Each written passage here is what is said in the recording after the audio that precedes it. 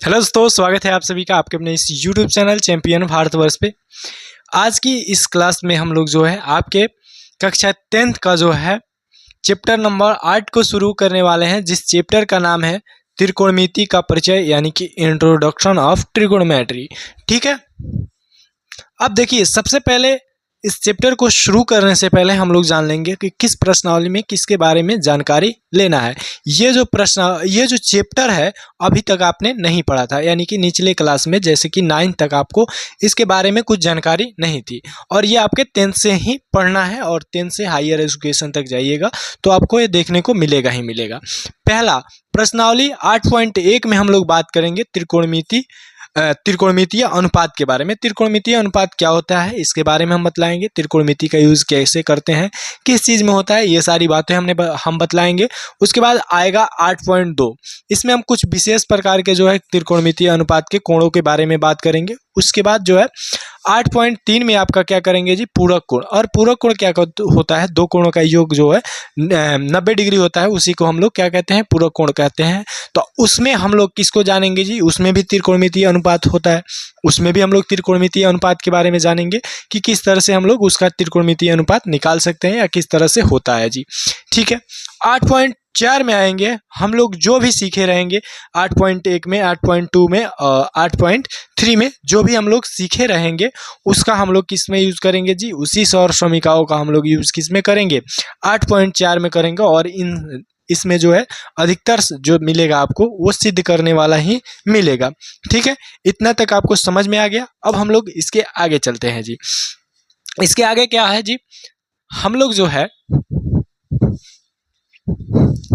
देखिए बेसिकली हम लोग त्रिकोणमिति इसलिए पढ़ते हैं कि अगर हमारे पास मान लीजिए कि ये हमारा कोई जो है क्या है, मान लीजिए कोई हमारा महल है, ये क्या है जी, महल है। ठीक है, महल है। ठीक है, मान लीजिए, क्योंकि हम बनाए नहीं, मान लीजिए कि इधर साइड से यहाँ पे महल बन गया। ठीक है, महल बन गया।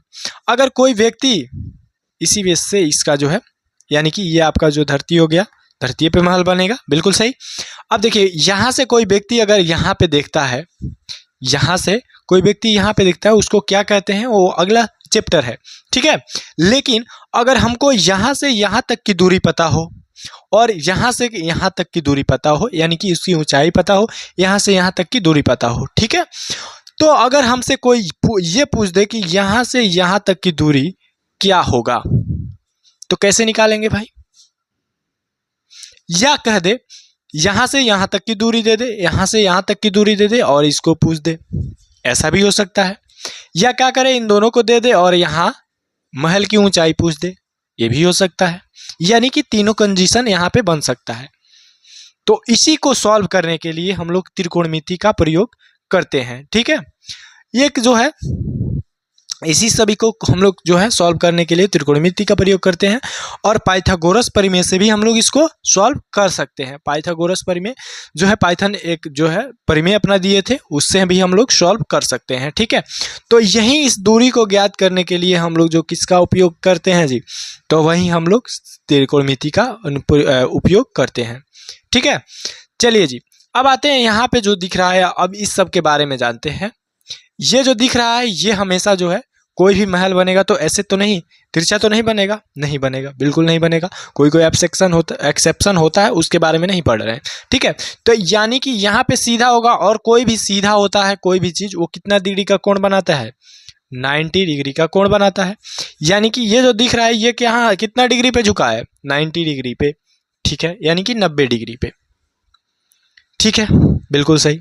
देखिए 90 डिग्री के सामने वाला, यानी कि इस 90 डिग्री के सामने वाला हमेशा बड़ा होता है। बड़ा कहने का मतलब, और इसको हम लोग कर्ण कहते हैं। ठीक है, अब बड़ा कैसे, अब देखिए यहाँ से यहाँ तक की दूरी है, यहाँ से यहाँ तक की दूरी, और ये सीधा खड़ा है, तो ये तिरछा देखेंगे, कोई भी चीज़ अगर तिरछा हम लोग देखते हैं तो थोड़ा सा दूर पड़ता है। अगर मान लीजिए यहाँ पे कोई व्यक्ति खड़ा है, यहाँ तक जाना है, और ये आए यहाँ से देखे और यहाँ से देखे, तो ये दूर पड़ेगा ना।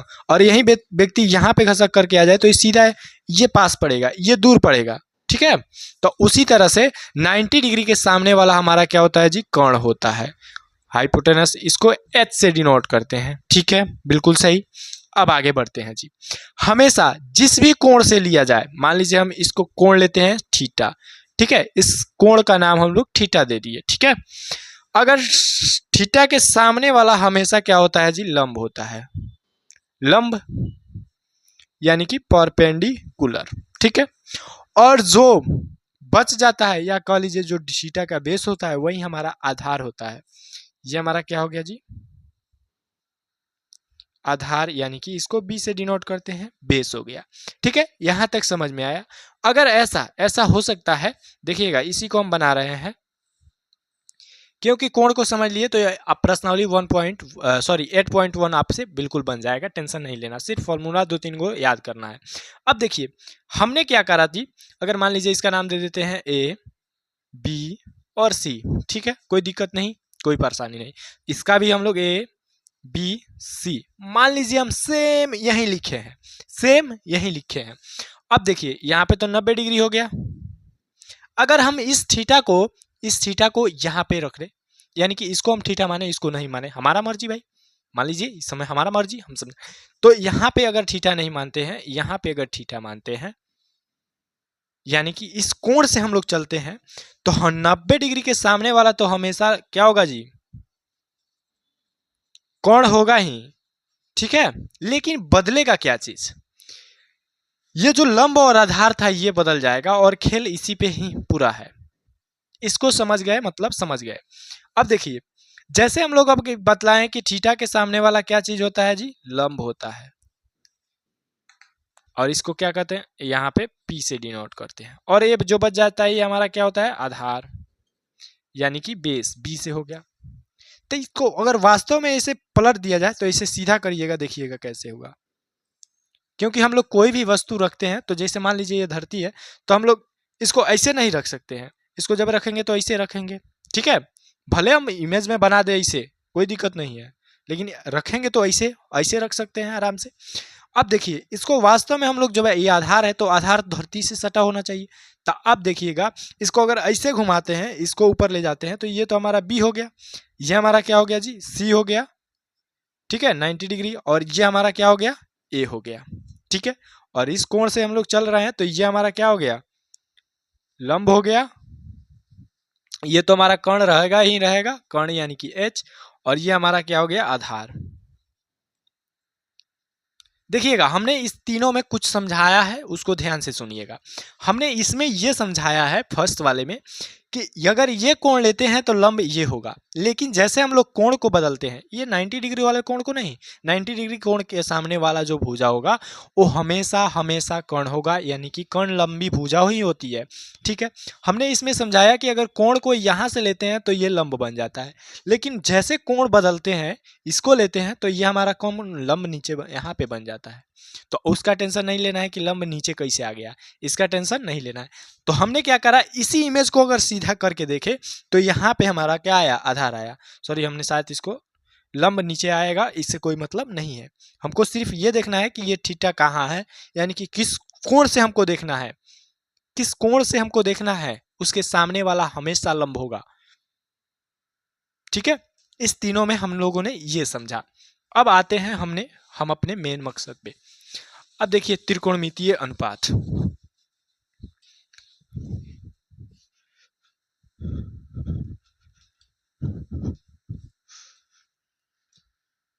अब आते हैं त्रिकोणमितीय अनुपात पे।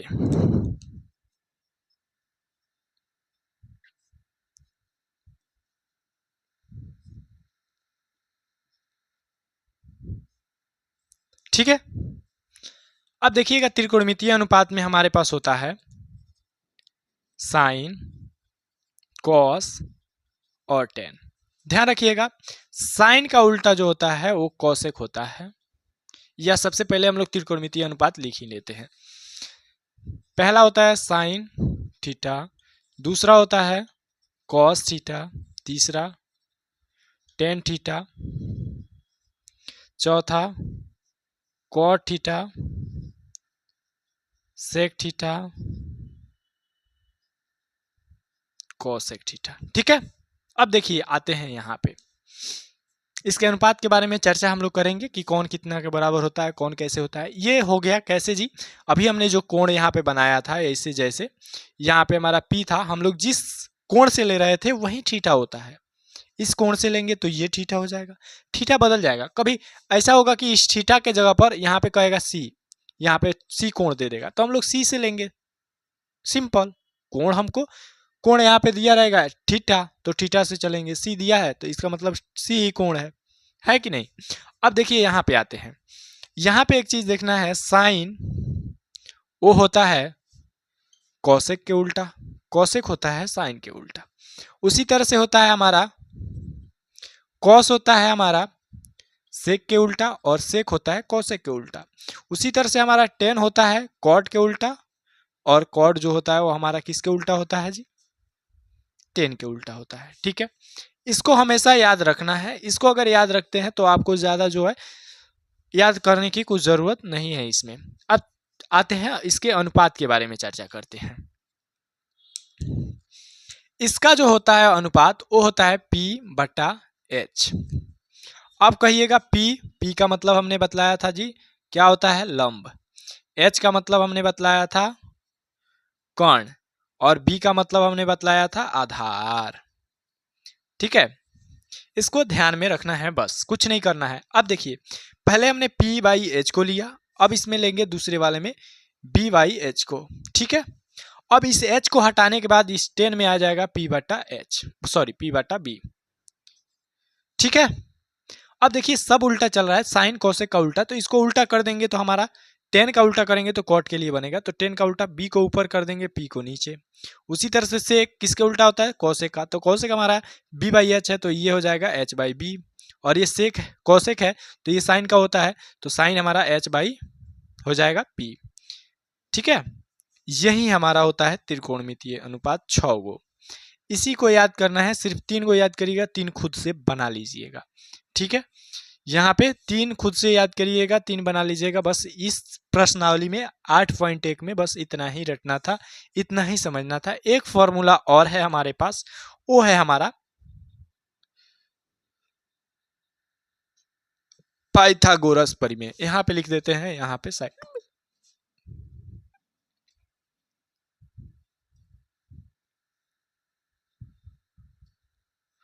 पाइथागोरस परिमेय क्या कहता है कि कर्ण का स्क्वायर यानी कि कर्ण का वर्ग बराबर होता है लंब के वर्ग के प्लस के आधार के वर्ग के।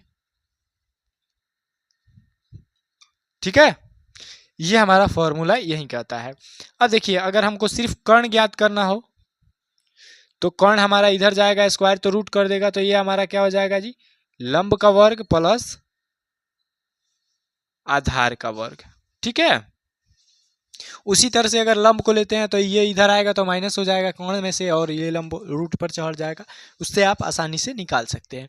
ठीक है, यहाँ तक जो भी बेसिक बातें थी हमने बतला दिया यहाँ पे। अब हम लोग अगली लेक्चर में, अगली क्लास में हम लोग जितने भी प्रश्न हैं, उदाहरण और प्रश्नावली के प्रश्न, उसको सॉल्व करेंगे। और आपको जो है वीडियो कैसा लगा ये जरूर से बताइएगा कमेंट बॉक्स में। अगर वीडियो अच्छा लगा तो वीडियो को लाइक करिएगा और अपने दोस्तों के पास शेयर करिएगा, ताकि वो भी क्या कर सके जी, अपने पढ़ाई को बेहतर कर सके। अगली वीडियो में फिर मिलते हैं, अगली क्लास में फिर मिलते हैं किसी और नए वीडियो के साथ। तब तक के लिए जय हिंद। मुस्कुराते रहिए और अपनी तैयारी बेहतर करते रहिए।